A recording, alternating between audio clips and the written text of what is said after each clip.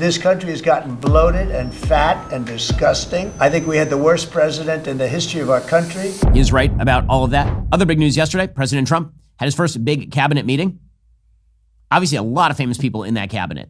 And while the left is really quite exercised about Donald Trump's cabinet, all these people were individually powerhouses in their own right before they joined the cabinet. Trump had a lot of good things to say in this cabinet meeting. He began, of course, with his sort of signal issue, the border. He said, we will be closing the border. He was flanked on one side by his Secretary of Defense, Pete Hegseth, and on the other side by Marco Rubio, his Secretary of State. We also having tremendous support from Border Patrol, from ICE. The ICE agents have been unbelievable. Border Patrol, their leadership at Border Patrol has been incredible, and they're working very well. And as you know, and I saw you reporting it this morning, actually, we set records on the least number of illegal aliens coming in, migrants coming into our country that we've had in more than 50 years. And we did this all within a period of weeks because we took over a mess.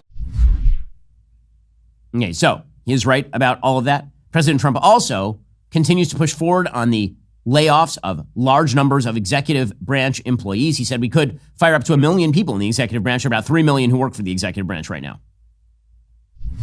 Those million people that haven't responded, though, Elon, they are on the bubble. I wouldn't say that we're thrilled about it. They haven't responded. Now, maybe they don't exist. Maybe we're paying people that don't exist. Don't forget, we just got here. This group just got here. But those people are on the bubble, as they say. Maybe they're going to be gone. Maybe they're not around. Maybe they have other jobs. Maybe they moved and they're not where they're supposed to be. A lot of things could have happened. Okay, now, one of the sort of big questions here was whether Elon Musk, who's leading Doge, was going to have a seat at the table because he actually does not have an official governmentally approved position at this point. The answer is no. He showed up for the cabinet meeting, but he wasn't given a seat at the table with the other secretaries. Here was Elon Musk suggesting that he was essentially President Trump's tech support. I actually just call myself a humble tech support here because this is actually, as crazy as it sounds, that is almost a literal description of the work that the Doge team is doing, is helping fix the government computer systems. Many of these systems are extremely old. They don't communicate. There are a lot of mistakes in the systems. The software doesn't work. So we are actually tech support. It's ironic, but it's true. Okay, so again, Musk acting as sort of an outside actor is the best version of all of this.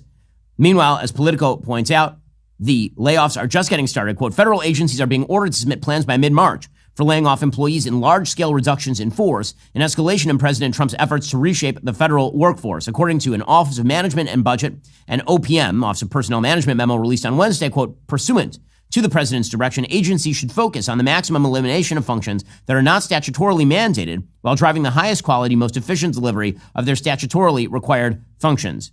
And so they're talking about laying off a bunch of people. As President Trump suggested yesterday, he was left with a government that was bloated, fat, and disgusting. Sort of typically colorful language from the president. This country has gotten bloated and fat and disgusting and incompetently run. I think we had the worst president in the history of our country. He just left office. I think he's a disgrace, what he's done to our country by allowing millions of people to come into our country like that. And all of the other things, the inflation, which he caused because of energy and stupid spending, to spend hundreds of millions, trillions and trillions of dollars on the Green New scam, a total scam. I have the best energy people, the best environmental people in the world around this table, and they can't even believe he got away with it. We'll get to more on this in a moment. First, as you all know, the Holy Land is under a threat of attack every single day, surrounded by enemies who vow to never stop until Israel and the Jews are destroyed. While still recovering, rebuilding from the devastating attacks of October 7th, the people of Israel are suffering. Along with the many Americans who stand with Israel, I want to help in any way I can, and that's why I partner with the International Fellowship of Christians and Jews. The fellowship has been on the ground in Israel for more than 40 years, providing food, shelter, and safety to people in need. They deliver meals to the elderly. They place bomb shelters in the most vulnerable places, bulletproof ambulances, life-saving equipment to hospitals. That's only scratching the surface of what they do. As anti-Semitism continues to rise around the world, the people of Israel and our Jewish brothers and sisters need us now more than ever. Please join me in supporting the fellowship in this life-saving work. A gift of $100 will help provide provide bomb shelters and other security equipment for people in Israel. As the world turns its back on Israel, join me and faithful listeners like you in standing with Israel. Visit benforthefellowship.org. That's one word, www.benforthefellowship.org. Again, that's benforthefellowship.org. Thank you, and God bless.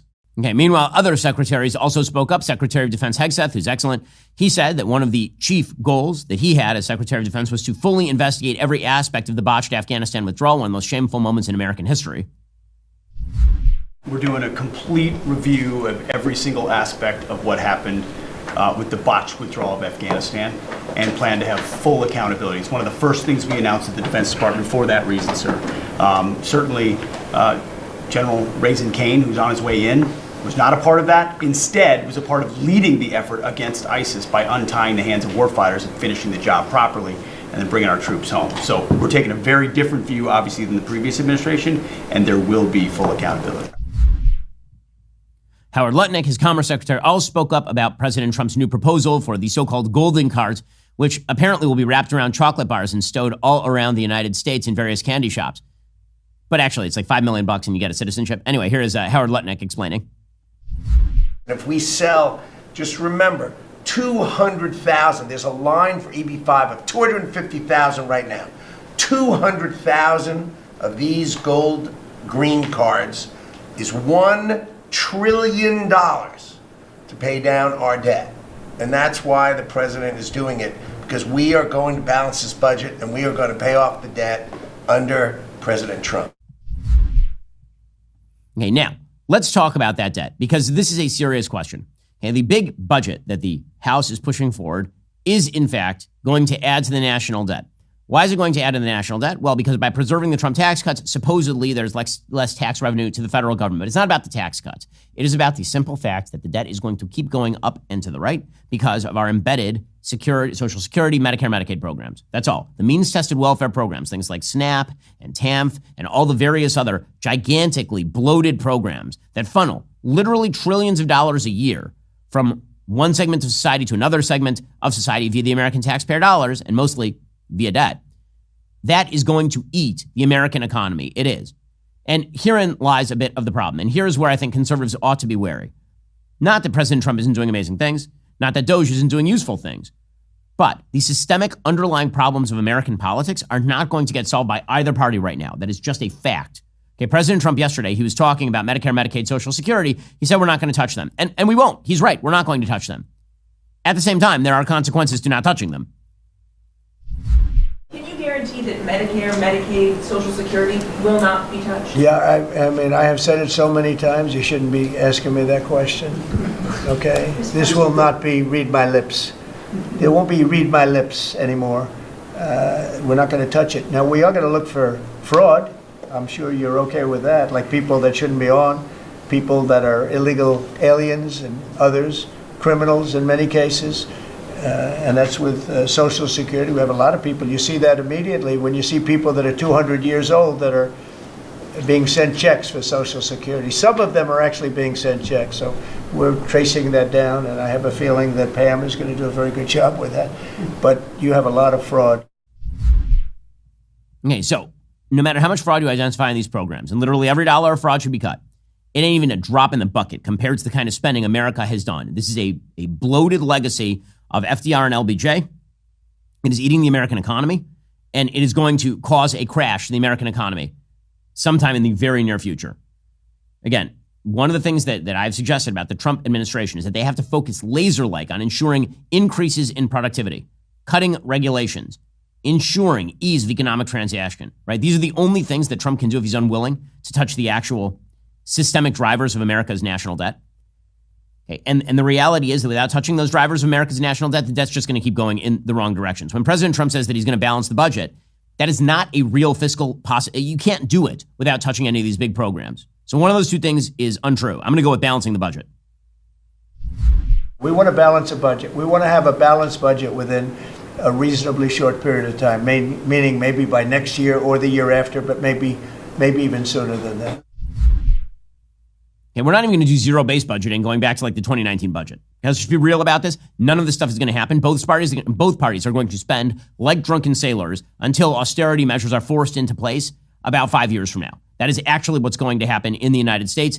That train is coming down the tracks. Ain't nobody getting in the way of that train because it's politically dangerous to actually try to stop the train right now. So instead, we'll just run right off that cliff. Well, that's all for now, folks. Don't forget to like, subscribe, and comment your thoughts down below. Be sure to check out all of the other great content on my channel. I'll see you here next time.